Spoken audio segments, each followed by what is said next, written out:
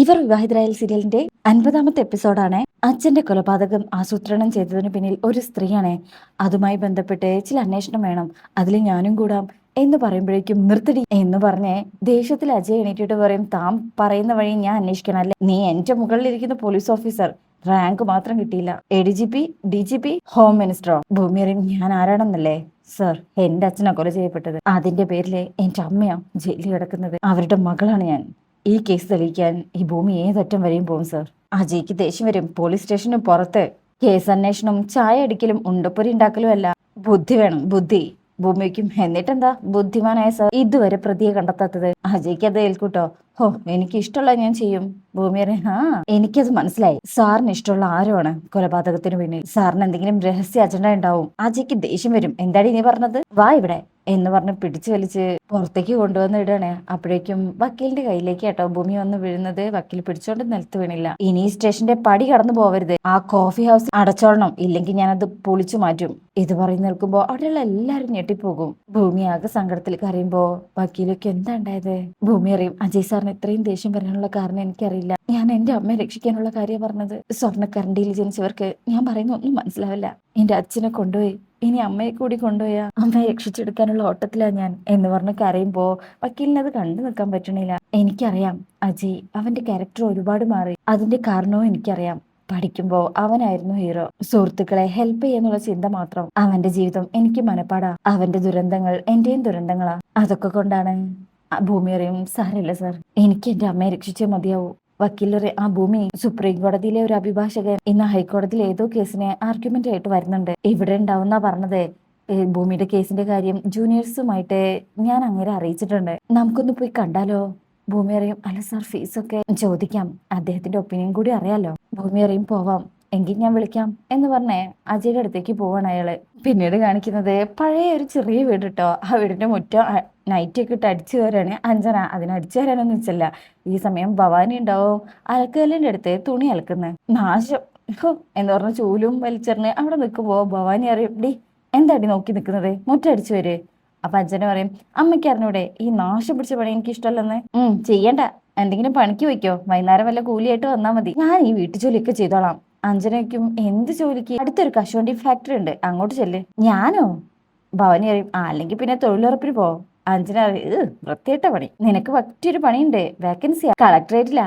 ആ, അത് നോക്കാം എന്ന് അഞ്ജന പറയുമ്പോ ഭവാനി അറിയും, കളക്ടറാ, ഇഷ്ടപ്പെട്ടോ? ഇന്നീ മുറ്റടിച്ചു തീർന്ന മാത്രമേ നിനക്ക് ആഹാരമുള്ളൂ. അമ്മേ, എനിക്ക് ഇങ്ങനെ ജോലി ചെയ്ത് ശീലമില്ലെന്ന് അറിഞ്ഞൂടെ? ഇങ്ങനെ ജീവിക്കാനും പഠിക്കണം. നിന്റെ അച്ഛനോ കുടുംബോ നിനക്കായി ഒന്നും ബാക്കി വെച്ചിട്ടില്ല. മര്യാദയ്ക്ക് അടിച്ചു വരട്ടെ. അങ്ങനെ പിറുർത്തോണ്ട് അഞ്ജന മുറ്റം അടിച്ചു വരാട്ടോ. ഒരു കോമഡി ആയിട്ടുണ്ട് ആ ഭാഗം. പിന്നെ കാണിക്കുന്നത് രാത്രി സൗഭാഗ്യപുരത്തെ ഭവാനി പോയതിന്റെ വിഷമത്തിലാണ് മുത്തശ്ശി. ആകെ തളർന്നിരുന്നു പോയിട്ടുണ്ട്. കുടുംബങ്ങളൊക്കെ അടുത്തുണ്ട് കേട്ടോ. സത്യദാസ് പറയും, ഹോസ്പിറ്റലിൽ പോവാ അമ്മേ. അതൊന്നും വേണ്ട, എന്റെ അസുഖത്തിന്റെ മരുന്ന് എന്താണെന്ന് എനിക്കറിയാം. ഭവാനി അഞ്ജനയും അവര് തിരിച്ചു വന്നാ ഞാൻ നേരെയാവും. അവർക്ക് സ്വാതന്ത്ര്യമില്ല, അവകാശം ഇല്ല എന്നൊക്കെ അല്ലേ പറഞ്ഞത്? സത്യദാസ് പറയും, അവര് പോയതിന്റെ യഥാർത്ഥ കാര്യം എന്താണെന്ന് എനിക്കറിയില്ല. അപ്പൊ സംഗീത പറയും, സത്യേട്ടാ, എന്തോ കാര്യത്തിന് അജയ് അഞ്ജനയെ തല്ലി, അതൊരു കാരണമാക്കി എടുക്കണോ? അനു പറയും, ഭാര്യയാവാൻ പോകുന്ന പെണ്ണല്ലേ, തല്ലുകൊണ്ട് പഠിക്കട്ടെ. അപ്പോ മാധവൻ ചോദിക്കും, നിന്നെ എത്ര പ്രാവശ്യം തല്ലിയിട്ടുണ്ട്? എന്നെ തല്ലിയല്ലേ, അവന്റെ അവസാനത്തെ തല്ലായിരിക്കും.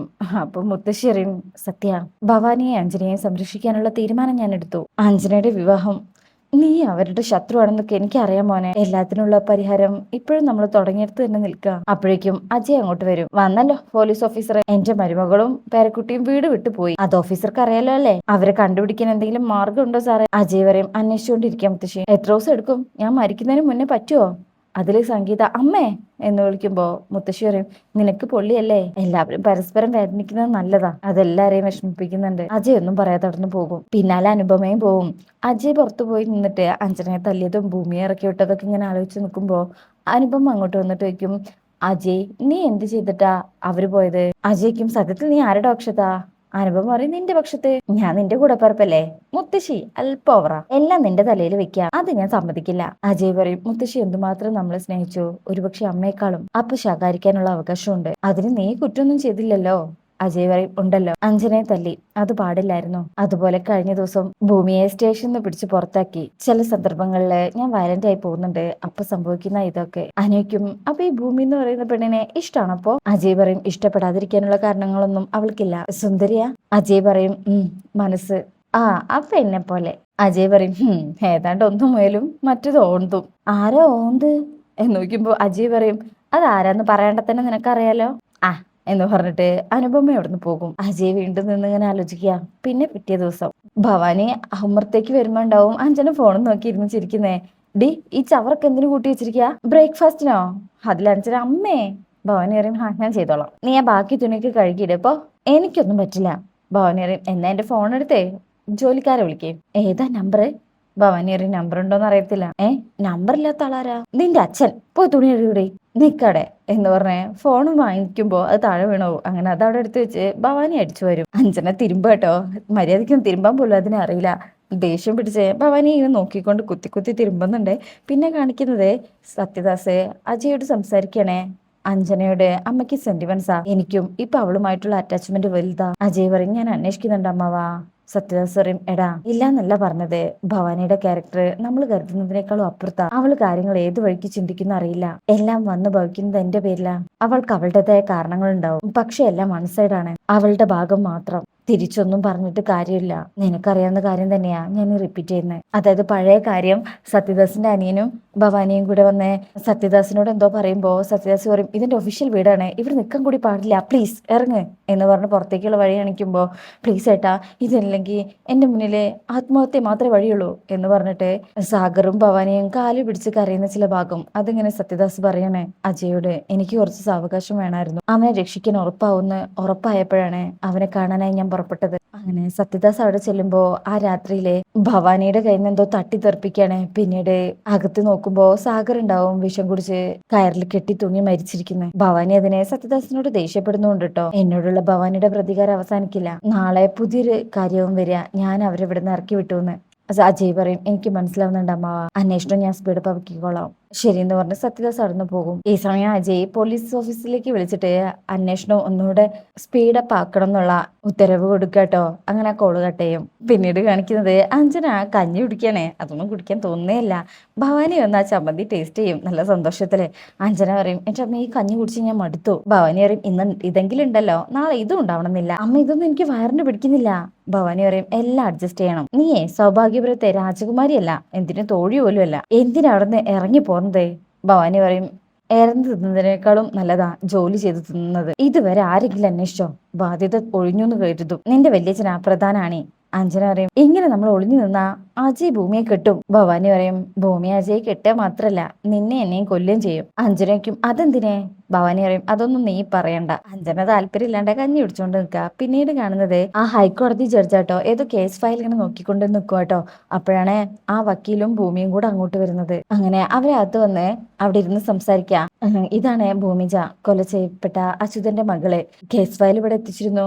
അഡ്വക്കേറ്റ് പറയും ഞാനത് പഠിച്ചിരുന്നു. ഒരു കാര്യം വ്യക്തമായിട്ട് പറയാം, ഇതൊരു ഓർഡിനറി മർഡർ കേസ് അല്ല, ഇതൊരു സർക്കംസ്റ്റാൻഷ്യൽ കേസാണ്. പ്രോസിക്യൂഷന് വളരെ ശക്തം സർക്കംസ്റ്റാൻഷ്യനാണ് കോടതിയുടെ മുന്നിൽ ഹാജരാക്കിയിട്ടുള്ളത്. മർഡർ വെപ്പൺ നിങ്ങളുടെ വീട്ടിൽ നിന്നാണ് കിട്ടിയിട്ടുള്ളത്, അതിലെ ഫിംഗർ പ്രിന്റ് അംബികയുടേതാണ്, യുവർ മദർ. പിന്നെ പോസ്റ്റ്മോർട്ടം റിപ്പോർട്ടൊക്കെ പ്രോസിക്യൂഷൻ അനുകൂലാണ്. അപ്പോ ഭൂമി പറയും സർ അച്ഛൻ മദ്യപിച്ചിട്ടുണ്ടെന്നാണ് റിപ്പോർട്ട്, പക്ഷെ എന്റെ അച്ഛൻ മദ്യപിക്കുന്ന ആളല്ല. എങ്കിൽ നമുക്ക് പോസ്റ്റ്മോർട്ടത്തിന് അനുമതി നേടാം. ആരെങ്കിലും കാശെറിഞ്ഞ് വീഴ്ത്തിയിട്ടുണ്ടാകണം. സത്യം പറയുകയാണെങ്കിൽ ഈ കേസ് സാധാരണ രീതിയിൽ വാദിച്ച് ജയിക്കുക എന്നുള്ളത് ബുദ്ധിമുട്ടാണ്. ഭൂമിക്കും എന്റെ അമ്മയെ രക്ഷിക്കാൻ കഴിയില്ല സർ. അപ്പൊ ആ സാറ് പറയും ഞാൻ അങ്ങനെ പറഞ്ഞില്ലല്ലോ, every case has A loop whole, അത് കണ്ടെത്താന്നുള്ളതാണ് ക്രിമിനൽ ലോയറുടെ ആദ്യത്തെ ചുമതല. ഈ കേസ് ഞാൻ ഏറ്റെടുത്താൽ മുഴുവൻ പോലീസ് അന്വേഷണങ്ങളും റീഓപ്പൺ ചെയ്യേണ്ടി വരും. ഇൻഡിപെൻഡന്റ് ഫോറൻസിക് റിപ്പോർട്ട്സ് കോടതിയിൽ ഹാജരാക്കേണ്ടി വരും. ഓരോ സാക്ഷികളെയും ക്രോസ് എക്സാമിനേഷൻ വഴി വീണ്ടും വിസ്തരിക്കും. ഭൂമി ഇങ്ങനെ അന്തം വിട്ട് നിൽക്കണേ.